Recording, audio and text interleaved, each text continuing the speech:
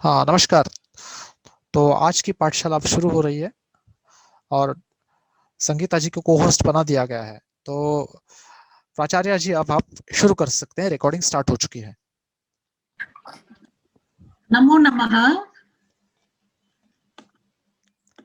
हाँ, आ रही बोल चलिए अभी।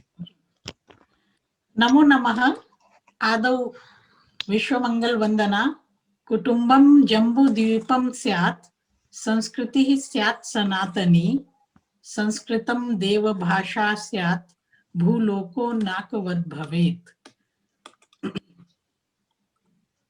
अब तक हम लोग दो विभक्तियों के बारे में पढ़ आए हैं, कर्ता कारक और कर्म कारक।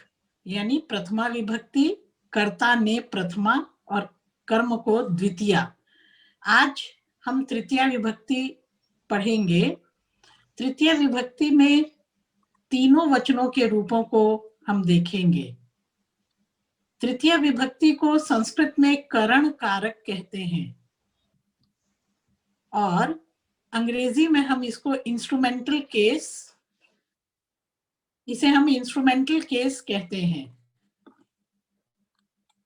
इसके लिए संस्कृत व्याकरण में जो नियम है वो है साधक तमम करणम। करण कहते हैं, करण मतलब कारण। किसी भी वस्तु की उत्पत्ति या किसी भी कार्य की उत्पत्ति जिस साधन के द्वारा होती है उसे हम कारण कहते हैं। उदाहरण के लिए, यदि वस्त्र बनता है तो वस्त्र तंतुओं से बनता है, धागे से बनता है, तो धागा करण हो गया। और उस वस्त्र को बनाने के लिए और भी बहुत चीजों की उपयोगिता होती है, जैसे मशीन चाहिए, बनाने वाला व्यक्ति चाहिए और बिजली चाहिए जो मशीन को चलाए। तो वो सारी चीजें जो उपकरण को चलाने में उपयोगी हैं वो सब कारण होती हैं, और जो मुख्य कारण होता है उसको संस्कृत में करण कहते हैं। उसी के आधार पर हम इंस्ट्रूमेंटल केस को करण कारक कहते हैं। अब प्रश्न उठता है कि किसी भी कार्य की उत्पत्ति में जो सहायक साधन होते हैं उनमें से किनको हम कारण माने और किनको हम करण माने। जैसे कुम्हार अगर घड़ा बना रहा है, बहुत सरल सा हम एक उदाहरण लेते हैं। कुम्हार यदि घड़ा बना रहा है तो घड़े को बनाने में डंडे का उपयोग होता है, चाक का उपयोग होता है, कुम्हार की एनर्जी लगती है, उसकी बुद्धि लगती है, और साथ में वो मिट्टी और जल की भी आवश्यकता होती है जिससे उस घड़े का निर्माण होता है। अब इसमें से करण कौन सा होगा? बाकी सब कारण होंगे, लेकिन करण होगा वह मिट्टी जिसके बिना घट संभव नहीं है। तो हमारे यहाँ कहते हैं कि जिसके जो कारण या जो साधन या उपकरण कार्य की उत्पत्ति के ठीक पहले विद्यमान रहता है उसको हम करण कहते हैं। जैसे छुरी से काटता है, मान लीजिए छुरी से कोई फल काट रहा है तो छुरी करण हुई। क्यों हुई?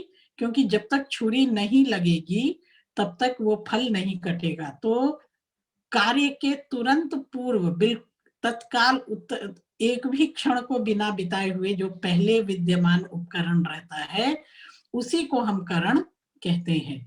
तो इसीलिए उन्होंने नियम बनाया साधक तमम करणम। जो सर्वाधिक उपयोगी साधन है उसको करण कहते हैं, और करण में तृतीया विभक्ति लगती है। ये हमने देखा। बहुत कुछ हम उदाहरण लेते हैं। उदाहरण हम लोग अकारांत और आकारांत के ही लेंगे, क्योंकि अभी तक हमने राम के रूपों को देखा है और लता अर्थात अकारांत और आकारांत रूपों को ही देखा है। तो हम ऐसे ही करणों का उपयोग करेंगे जो अकारांत होंगे या आकारांत होंगे। जैसे क्योंकि आप कर्म कारक सीख आए हैं तो ये जो वाक्य हमने लिए हैं इनमें 3 नहीं 4 पद किन्हीं किन्हीं वाक्यों में आपको मिलेंगे। जैसे एक वाक्य है, श्यामः फेनिलेन वस्त्रम प्रक्षालयति। यहाँ 4 पद हैं। श्यामः, इसमें प्रथमा विभक्ति लगी हुई है, कर्ता अर्थात कार्य को करने वाला श्याम है। फेनिलेन, फेनिलम साबुन को कहते हैं फेनिलेन, है ना। फेनिलम, फेनिले, फेनिलानी, फेनिलम, फेनिले, फेनिलानी। तृतीय एकवचन में राम की तरह रूप बनेगा फेनिलेन। साबुन के द्वारा। वस्त्र, वस्त्रम। अब वस्त्र भी नपुंसक लिंग है, पुस्तक की तरह या फेनिल की तरह, तो वस्त्रम, वस्त्रे, वस्त्राणी। वस्त्र को, तो द्वितीय एकवचन में भी, कर्म कारक में भी हम देख रहे हैं कि नपुंसक लिंग में प्रथमा और द्वितीय यानी कर्ता कारक और कर्म कारक के एक ही जैसे रूप होते हैं। तो श्यामः फेनिलेन वस्त्रम प्रक्षालयति, प्रक्षालयति धोता है। श्याम साबुन से वस्त्र को धोता है। यहाँ पर 4 पद इसलिए हैं क्योंकि आप कर्ता, कर्म और करण तीनों कारक सीख रहे हैं, और साथ में चौथा क्रियापद है। और देखते हैं, ये दूसरा वाक्य देखिए, सुरेशः करेण स्पृशति। सुरेश करेण, कर के द्वारा, अपने हाथ के द्वारा, स्पृशति स्पर्श करता है। अब करह पुल्लिंग शब्द है, कैसे रूप चलेंगे? बालकः की तरह, रामः की तरह। करह करौ कराः, प्रथमा करम करौ करान, द्वितीया करेण कराभ्याम करैः, तृतीया। क्योंकि हम इंस्ट्रूमेंटल केस कर रहे हैं तो होगा सुरेशः करेण स्पृशति। इसी प्रकार सह समाचार पत्रेण सूचनां लभते। सह मतलब वह, आपने सर्वनाम सीखा है सहतौते, वह कर्ता कारक। समाचार पत्रेण, समाचार पत्र के द्वारा। यहाँ समाचार पत्रम था, समाचार पत्रम, समाचार पत्रे, समाचार पत्राणि। पत्रम, पत्रे, पत्राणि, तृतीय में बना पत्रेण। समाचार पत्रेण, समाचार पत्र के द्वारा। सूचनाम, सूचना आकारांत पद है, आकारांत है तो द्वितीय एकवचन में रूप बनेगा लता, लते, लताः, लताम। सूचना को। लभते आत्मनेपद हम सीखाए हैं, प्राप्त करता है। फिर से सुनिए, सह समाचार पत्रेण सूचनाम लभते। वह समाचार पत्र के द्वारा सूचना को प्राप्त करता है। यहाँ समाचार पत्रेण करण कारक है, इंस्ट्रूमेंटल केस है। अब देखिए, क्षणिक प्रभा जलेन वाटिकाम सिंचती। यहाँ भी 4 पद हमने लिए। क्षणिक प्रभा नाम है किसी का, क्षणिक प्रभा विद्युत को कहते हैं, विद्युत का पर्यायवाची है, जो क्षण भर को अपनी छटा दिखाकर जो बादलों में विद्युत होती है, बादलों में जो बिजली चमकती है, उसको हम क्षणिक प्रभा कहते हैं। तो किसी लड़की का नाम भी हो सकता है। प्राचीन काल में कथाओं में ये नाम खूब मिलता था। क्षणिक प्रभा यानी क्षणिक प्रभा नाम की कन्या, जलेन जल के द्वारा। जलेन, जल भी नपुंसक लिंग है, जलम जले जलानी प्रथमा, जलम जले जलानी द्वितीया, जलेन जल के द्वारा। वाटिकाम सिंचती, मूल शब्द है वाटिका आकारांत, द्वितीय एकवचन में बना वाटिकाम। क्षणिक प्रभा जलेन वाटिकाम सिंचती। क्षणिक प्रभा जल से अपनी वाटिका को सींचती है। आगंतुकाः भोजनेन मोदन्ते। आगंतुकाः मतलब जो अतिथि हैं, जो आगंतुक हैं, अगर उनके सम्मुख आप भोजन प्रस्तुत करते हैं, कुछ उनको खाने को देते हैं, तो वो प्रसन्न होते हैं। आगंतुकाः प्रथमा का बहुवचन, आगंतुकः, आगंतुकौ, आगंतुकाः बहुवचन। भोजनेन भोजन के द्वारा, पुनः इंस्ट्रूमेंटल केस, भोजन से प्रसन्न होते हैं। मोदते, मोदेते, मोदन्ते प्रसन्न होते हैं। कृषकः हरेन क्षेत्रम कर्षति। कृषकः अर्थात किसान, हलेन पुनः इंस्ट्रूमेंटल केस करण कारक, कृषकः हलेन क्षेत्रम कर्षति। हलः हलौ हलाह, हलम हलौ हलान, हलेन हल के द्वारा, क्षेत्रम खेत को, क्षेत्र खेत को कहते हैं, कर्षति, कर्षति मतलब जोतता है। और देखिए चित्रकारः तूलिकया चित्रम करोति, चित्रकार जो है पेंटर, वो तूलिकया, अब ये तूलिकया कौन सा रूप है, आप देखिए लता का रूप है। तृतीय एकवचन में आप बनाएंगे तूलिकया, कैसे, लता लते लताः, द्वितीय में लताम लते लताः, तृतीय में लतया। इसी तरह हम तूलिका के रूप चला लेंगे, तूलिका तूलिके तूलिकाः, तूलिकाम तूलिके तूलिकाः, तूलिकया। तूलिका के द्वारा यानी कूची से चित्र को बनाता है, चित्रम करोति, चित्रकारः तूलिकया चित्रम करोति। उसी प्रकार देखिए भीमः गदया ताड़यति, भीम के बारे में सब जानते हैं, गदा उनका शस्त्र था, प्रिय शस्त्र, जिसके द्वारा वो युद्ध किया करते थे। तो भीमः बालकः रामः, उसी प्रकार भीमः गदया, गदा शब्द भी स्त्रीलिंग है, आकारांत है, गदा गदे गदाः, गदाम गदे गदाः, गदया लतया तूलिकया, गदा के द्वारा, ये इंस्ट्रूमेंटल केस में है, ताड़यति मारता है, ताड़न करना, मारना, मारता है। रात्रि चंद्रिकया शोभते, रात जो है वो चंद्रिका के द्वारा, ये चंद्रिका भी आकारांत शब्द है, चंद्रिका चंद्रिके चंद्रिकाः, चंद्रिकाम चंद्रिके चंद्रिकाः, तृतीय वचन में लतया चंद्रिकया।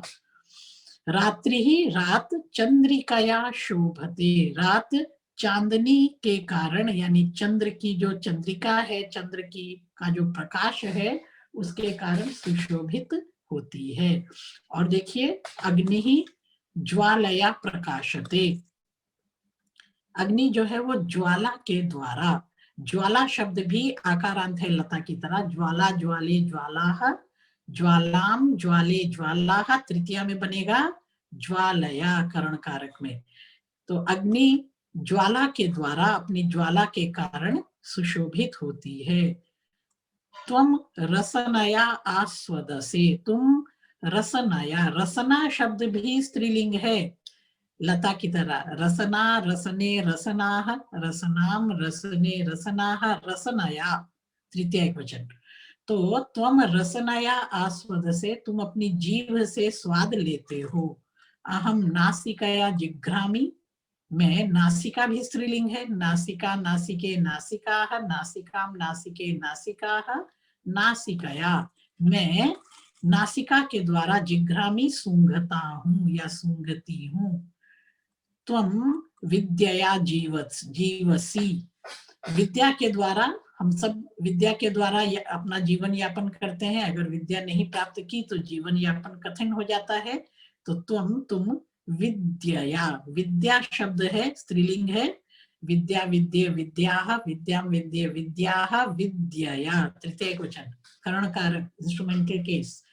त्वम विद्यया जीवसी, तुम विद्या से अपना जीवन यापन करते हो। ये हमने एक वचन में तृतीया विभक्ति के रूपों को देखा अभी आपने, और वो आपने अकारांत और आकारांत शब्दों को ही देखा है अभी तक। अभी इकारांत उकारांत और दीर्घिकारांत दीर्घुकारांत रीकारांत यहाँ तक तो हम पहुंचे ही नहीं है। तो मेरा ये प्रयास है कि आप सभी विभक्तियों को अकारांत और आकारांत शब्दों से पहले सीख लें, उसके बाद तो सिर्फ रूप याद करने रहेंगे, वो सरल हो जाएंगे।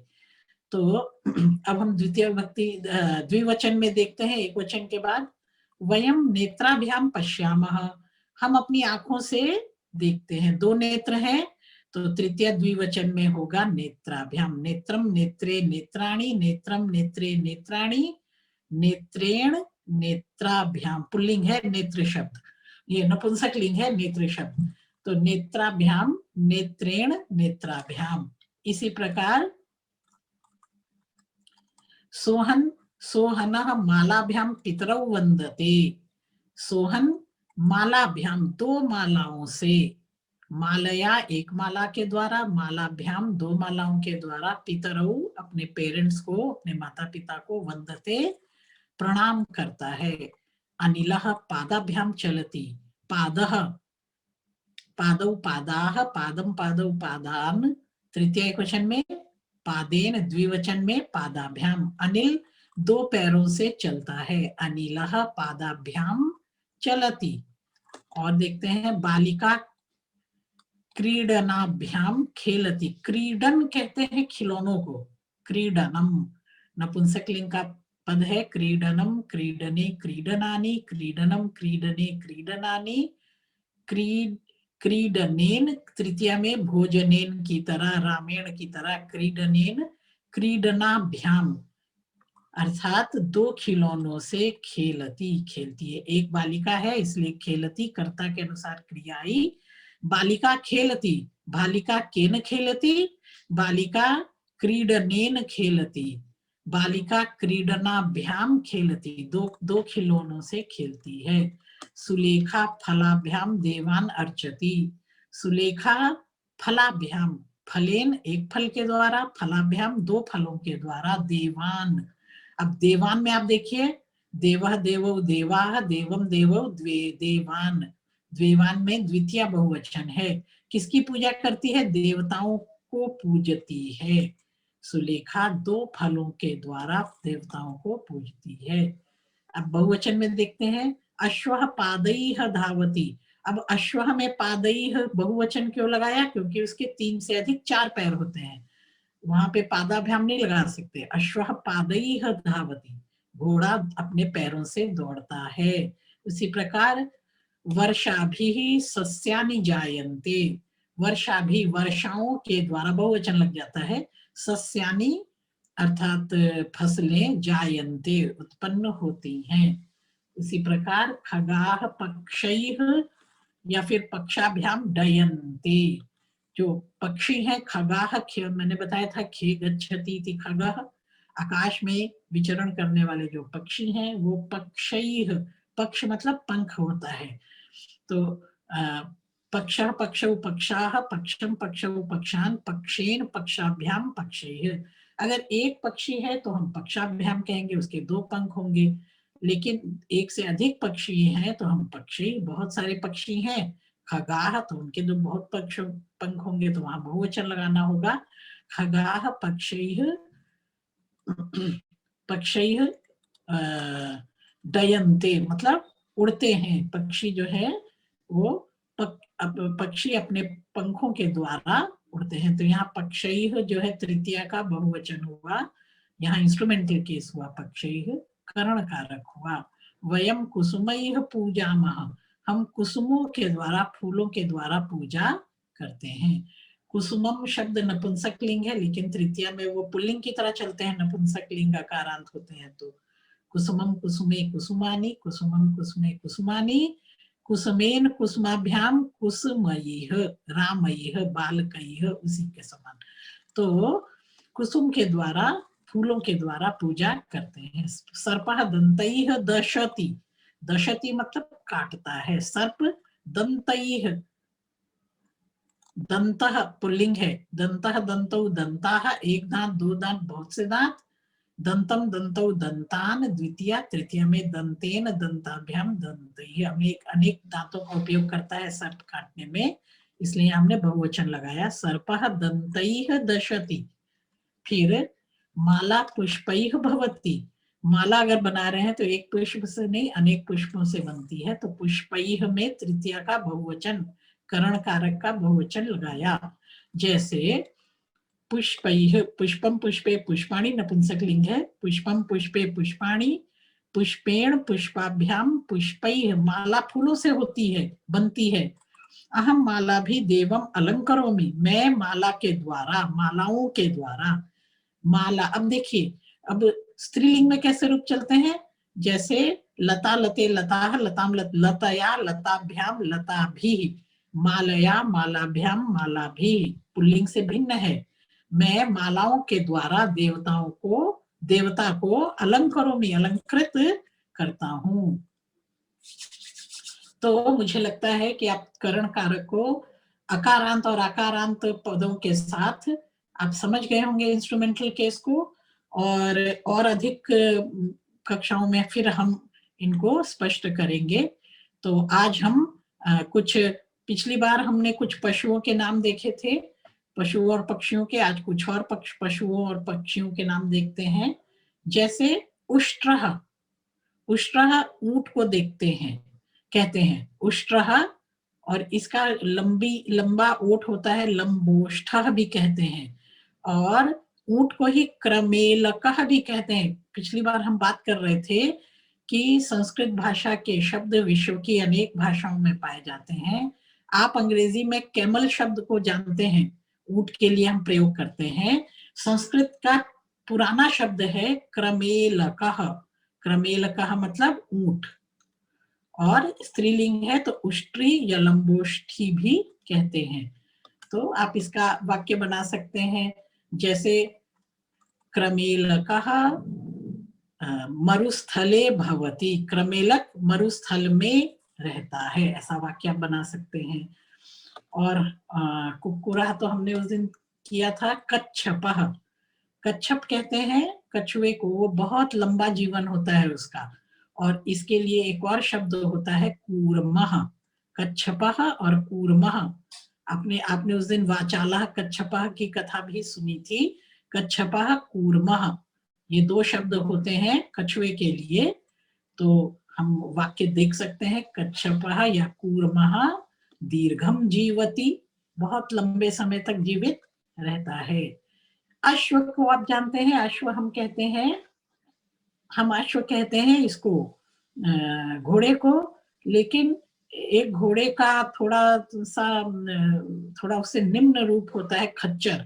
खच्चर को संस्कृत में कहते हैं अश्वतरः, अश्वतरः मतलब खच्चर, या फिर इसको खच्चरः भी कहते हैं।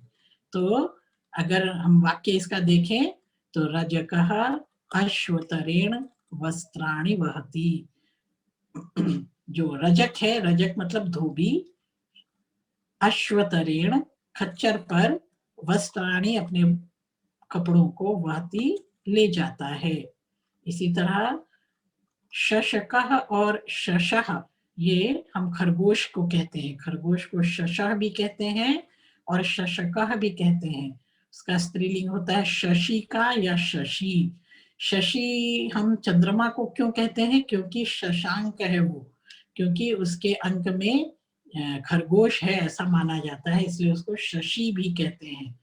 तो शशि उसका स्त्रीलिंग हुआ, और शशिका जो है वो स्त्रीलिंग हुआ खरगोश का। तो आप कह सकते हैं वो शशकः तीव्रम धावति, शीघ्रम धावति। शशक जो होता है खरगोश, बहुत तेजी से दौड़ता है। इसी प्रकार गधा, गधा को संस्कृत में कहते हैं गर्दभः या फिर खरः या रासभः। तीन शब्द आप इसके लिए समझें, गर्दभः, खरः, रासभः, यानी गधा। गर्दभः वस्तूनि वहति, जो गर्दभ है या खरः है या फिर रासभः है, वो वस्तूनि वस्तुओं को, वस्तूनि वस्तूनि ऐसे रूप चलते हैं बहुवचन में, वस्तुओं को वहति ले जाता है। गौः अर्थात गाय, आप जानते हैं धेनु भी कहते हैं इसको। धेनु जो है दुग्धम ददाति, धेनु हमें, दुग्ध नपुंसक लिंग है, वो हमें दूध देती है। चिक्रोडः, गिलहरी को कहते हैं, चिक्रोडी भी कहते हैं। चिक्रोडी स्त्रीलिंग हो गई और चिक्रोडः पुल्लिंग हो गया, तो चिक्रोडः वृक्षे अधिशेते, वृक्ष पर चिक्रोडः शेते, गिलहरी वृक्ष पर सोती है। श्रीगालः सियार या गीदड़ को कहते हैं। उसके बाद और क्या, हाँ, इतना पर्याप्त है। अब हम एक अंत में सुभाषित देखते हैं। मुझे लगता है कि इन सब जो रिकॉर्डेड वीडियोस है, रिकॉर्डेड जो ऑडियो आप रिकॉर्ड करते हैं, इसको सुनकर आप बार बार सुनकर जो भी हम वर्ग में पढ़ते हैं, समझते हैं, इनको आप अच्छी तरह से समझ पाएंगे। आइए, एक बहुत प्रसिद्ध श्लोक है, इसको देखते हैं। सुभाषित है, उद्यमे नैव सिद्ध्यन्ति कार्याणि न मनोरथैः न हि सुप्तस्य सिंहस्य प्रविशन्ति मुखे मृगाः। कहते हैं उद्यमेन नैव, संधि विच्छेद कर लेंगे, उद्यमेन एव। उद्यम कहते हैं परिश्रम को, पर यहाँ देखिए यहाँ फिर तृतीया विभक्ति आ गई, इंस्ट्रूमेंटल केस। उद्यमः, उद्यमौ, उद्यमाः, उद्यमम्, उद्यमौ, उद्यमान, तृतीया एकवचन में उद्यमेन। उद्यमेन एव, उद्यम से ही, एव मतलब ही, कार्याणि सिद्ध्यन्ति, कार्य सिद्ध होते हैं। अगर आप बैठे रहें सोचते रहें तो कार्य सिद्ध नहीं होते। मेहनत करने से, परिश्रम करने से ही कार्य सिद्ध होते हैं। न मनोरथैः, मनोरथैः में पुनः तृतीया विभक्ति है, मनोरथः, मनोरथौ, मनोरथाः, मनोरथम, मनोरथौ, मनोरथाः। तृतीया में मनोरथेन, मनोरथाभ्याम, मनोरथैः। मनोरथैः न, मन की इच्छाओं से नहीं। मन में बैठे बैठे केवल इच्छा करते रहे कि अमुक कार्य पूरा हो जाए, तो वो नहीं होगा। उद्यमेन एव सिद्ध्यन्ति कार्याणि, कार्य जो है वो परिश्रम से ही सिद्ध होते हैं, केवल मन में इच्छा करने से सिद्ध नहीं होते। बहुत सुंदर यहाँ पर एक उदाहरण दिया जिसको हम अर्थांतर न्यास कहते हैं। ये अर्थांतर न्यास अलंकार का उदाहरण है। संस्कृत में इस प्रकार के उदाहरण खूब मिलते हैं, जैसे ही का मतलब होता है क्यों। न सुप्तस्य सिंहस्य, न ही सुप्तस्य सिंहस्य, न ही मतलब क्योंकि, सुप्तस्य सिंहस्य सोए हुए शेर के मुखे, मुख में मृगाः न प्रविशन्ति, मृग अपने आप आके, हिरन नहीं गिर जाता, जंगल का राजा है किंतु उसको भी भोजन के लिए शिकार करना ही पड़ता है, मृग के पीछे भागना ही पड़ता है। ऐसा नहीं होता है कि उसको भूख लगी है, सोया हुआ है, तो वो सोचे और उसके मुख में मृग आकर अपने आप पड़ जाए, ऐसा नहीं होता। इसीलिए मनुष्यों को परिश्रम करना चाहिए, तभी कार्य सिद्ध होते हैं। तो आज हम यहीं तक छोड़ते हैं। आप सबको बहुत बहुत धन्यवाद।